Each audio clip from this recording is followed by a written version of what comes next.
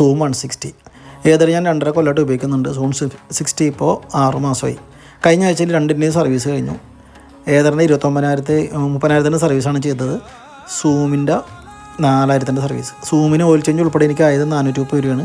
ഏതറിന് എനിക്ക് 1,300 രൂപയായി. കാരണം അതിൻ്റെ നോർമൽ സർവീസ് കാശ് എന്ന് പറഞ്ഞാൽ 767 രൂപയും. രണ്ടും 5,000 സർവീസ് ചെയ്യണ വണ്ടിയാണ്. അപ്പോൾ ഒരു നോർമൽ സർവീസിന് ഏതർ വാങ്ങിക്കുന്നത് 767 രൂപയാണ്. എന്ത് ചെയ്തിട്ടാണെന്ന് എനിക്കറിയില്ല. പിന്നെ അതിൻ്റെ പാർട്സ് ഒട്ടും ക്വാളിറ്റി ഇല്ല. ബ്രേക്ക് പാഡ് 5,000-6,000 കിലോമീറ്റർ കഴിയുമ്പോൾ ബ്രേക്ക് പാഡ് ഇങ്ങനെ മാറിക്കൊണ്ടിരിക്കണം. ഭയങ്കര കാശാണ്. പിന്നെ അതിൻ്റെ കോൺസെപ്റ്റ് കംപ്ലൈൻറ്റ് വരാറുണ്ട്. നല്ല കാശാണ്. പിന്നെ അതിൻ്റെ ബെൽറ്റ് ഒരു ഗ്യാരണ്ടിയും ഇല്ല. 22,000 കിലോമീറ്റർ ആയപ്പോൾ പൊട്ടിപ്പോയി. 3,000 ചില്ല എൻ്റെ വന്ന്.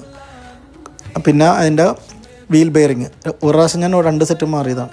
കാരണം ക്വാളിറ്റി ഇല്ല. 30,000 കിലോമീറ്ററിൽ ഈ ബെയറിങ് മാറിയ വണ്ടി എൻ്റെ ലൈഫിൽ ഉണ്ടായിട്ടില്ല. കാരണം ഞാൻ 10-15 സ്കൂട്ടറും ബൈക്കുമായിട്ട് ഞാൻ ഇഷ്ടംപോലെ വണ്ടി ഞാൻ ഉപയോഗിച്ചിട്ടുള്ള ആളാണ്. എനിക്കിപ്പോൾ നിലവിൽ 3 വണ്ടി ഞാൻ ഉപയോഗിക്കുന്നുണ്ട്. പക്ഷേ ഇത്രയും എക്സ്പെൻസ് ഉള്ള വണ്ടിയില്ല. നമ്മൾ പെട്രോൾ പൈസ ലാഭിക്കാൻ വേണ്ടിയാണ് ഇലക്ട്രിക് സ്കൂട്ടറിലേക്ക് പോകുന്നത്. ഏതെടുത്തത് ക്വാളിറ്റി ആയിരിക്കും, നല്ല വണ്ടി ആയിരിക്കും എന്ന് വിചാരിച്ചെടുത്തത്. ഓടിക്കാനൊക്കെ കംഫർട്ടാണ്. പക്ഷേ 100 കിലോമീറ്റർ നമുക്ക് റേഞ്ച് കിട്ടത്തുള്ളൂ. പക്ഷേ ഇതിൻ്റെ സ്പെയർ ഭയങ്കര തേയ്മാനമാണ്, ഭയങ്കര എക്സ്പെൻസീവാണ്. ഇപ്പോൾ അതിൻ്റെ സൈഡ് സ്റ്റാൻഡിന് ചെറിയ കംപ്ലയിൻ്റ് ഉണ്ട്. ചോദിച്ചപ്പോൾ അത് മാറണം. 2,500 രൂപ സൈഡ് സ്റ്റാൻഡിന് സെറ്റ് വരുമെന്ന് പറയണം. സൂമിൻ്റെ സൈഡ് സ്റ്റാൻഡ് വാങ്ങിച്ച് വെച്ചാൽ 300 ചില്ലാൻ രൂപയാണ്. ഇതിൻ്റെ ആക്സിലേറ്ററിൻ്റെ ഒരു കംപ്ലയിൻ്റ് ഉണ്ടായിരുന്നു. ആക്സിലേറ്റർ ആ കേബിൾ സെറ്റോടെ മാറി ഏകദേശം 1,500 രൂപ മേലായി. പിന്നെ ബ്രേക്ക് പാഡ് ഇങ്ങനെ മാറിക്കൊണ്ടിരിക്കണം. ഈ വീൽ ബെയറിങ് ഒരു പ്രാവശ്യം ഓൾറെഡി മാറിയതാണ്. പിന്നെയും കംപ്ലയിൻ്റാണ്.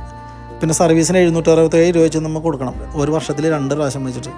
നമ്മൾ പെട്രോൾ സേവ് ചെയ്യണ കാശ് മുഴുവൻ നമ്മൾ സർവീസ് സെൻ്ററിൽ കൊടുക്കണം. എന്നാലേ നമുക്ക് ഈ ഇലക്ട്രിക് സ്കൂട്ടർ കൊണ്ടുനടക്കാൻ പറ്റുള്ളൂ. എന്നാൽ നമുക്ക് ധൈര്യമായിട്ട് സ്ഥലത്ത് പോകാനും പറ്റില്ല. കാരണം 100 കിലോമീറ്റർ റേഞ്ച് അതിനുള്ളൂ. അപ്പോൾ നമ്മളത് പേടിച്ചോണം ഓടിക്കാനും. എൻ്റെ ഒരു അഭിപ്രായത്തിൽ ഒരാളുമ്പോൾ ഇലക്ട്രിക് സ്കൂട്ടർ ഇപ്പോൾ തൂങ്ങാതിരിക്കണം ഏറ്റവും ബെറ്റർ. ഏതൊരു എക്സ്പെൻസീവാണ് എൻ്റെ അറിവിൽ എനിക്കറിയാവുന്നവർ കാരണം ഞാൻ തുറന്ന് പറയാം. ഭയങ്കര എക്സ്പെൻസീവ് വണ്ടിയാണ് ഏതർ. ഭയങ്കര കാശാണ്. പെട്രോൾ സേവ് ചെയ്യണ കാശ് മുഴുവൻ നമ്മൾ സർവീസ് സെൻ്റർ കൊണ്ടു കൊടുക്കണം. അവർ നമ്മളെ പിഴിയാൻ വേണ്ടി ഇരിക്കണേ സർവീസ് സെൻ്ററുകാർ. കഴിഞ്ഞ ആഴ്ച സർവീസ് ചെയ്ത് ഇറക്കിയതാണ്. സർവീസിന് 277, ഫ്രണ്ടിലെ ബെയറിങ്ങിന് 500 രൂപ. ബാക്കിലെ ബെയറിങ് ഞാൻ മാറണ്ടെന്ന് പറഞ്ഞു. കുറച്ചും കൂടി ഓടുമെന്ന് അവർ പറഞ്ഞു. എന്തിനാണ് ഇത്രയും ക്വാളിറ്റി ഇല്ലാത്ത സാധനം? എന്നാൽ പിന്നെ വില കുറച്ച് ഇറക്കണം. ഭയങ്കര വിലയുമാണ്, ഇടക്കിടക്ക് പോവുകയും ചെയ്യും. അപ്പോൾ എന്താണ് ഏതൊരു വണ്ടിയുടെ ക്വാളിറ്റി എന്നാണ് എൻ്റെ ഒരു ചോദ്യം. ഏതൊരെടുക്കാൻ നിൽക്കണ ആരെങ്കിലും ഉണ്ടെങ്കിൽ അവർക്ക് വേണ്ടിയാണ് ഞാൻ ഈ വീഡിയോ ഇടുന്നത്. ആലോചിച്ചിട്ടൊക്കെ എടുത്താൽ മതി. നല്ല എക്സ്പെൻസാണ്. പെട്രോൾ സേവ് ചെയ്യാനൊക്കെ പറ്റും. പക്ഷേ ആ പൈസ നമ്മൾ വേറെ ഒന്നും ചെയ്യരുത്. അത് മാറ്റി വെക്കണം. കാരണം സർവീസ് സെൻ്ററിൽ കൊടുക്കാനുള്ള പൈസയാണ്, സ്പെയർ വാങ്ങിക്കാനുള്ള പൈസയാണ്.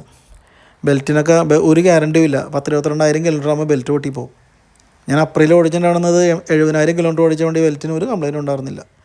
അപ്പോൾ അതൊക്കെ നിങ്ങൾ ആലോചിക്കുമ്പോൾ ആലോചിച്ചിട്ടൊക്കെ എടുക്കുക. കംപ്ലയിൻ്റ് ഉണ്ടെന്ന് വെച്ചാൽ പണിയുണ്ട്. ബെൽറ്റ് പൊട്ടിയിട്ട് ഒരു പ്രാവശ്യം ഓട്ടോഷക്കകത്ത് പൊക്കി ഷോറൂമിൽ കൊണ്ടുപോയതാണ്. അന്ന് ഓട്ടോ കാശുമായി, ബെൽറ്റിൻ്റെ കാശുമായി.